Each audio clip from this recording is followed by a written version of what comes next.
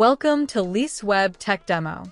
In this quick tutorial, we'll walk you through the process of registering a new domain name or transferring your existing domain name to Leaseweb in a few easy steps.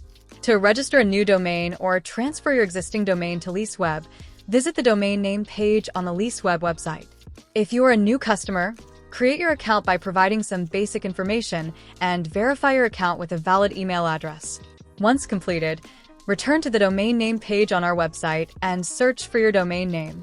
For existing Leaseweb customers, simply log into the customer portal and return back to the domain page and search for your domain name. Type in your domain name in the search bar. It defaults to the .com extension, but you can edit it to your preferred one, and you can also select multiple extensions from the drop-down. If the domain name is still available, you can simply select to add it to your cart. If the domain name is not available or already registered, you'll be prompted to add the authorization code in order to transfer the domain name to Leaseweb. The authorization code can be requested from your current registrar. Once the authorization code is verified, add the domain name to your cart and complete the order. Most domain names are delivered automatically, but some might require additional information like proof of nationality, which will then be collected after the order has been processed. For any questions, please feel free to reach out to our sales or support teams.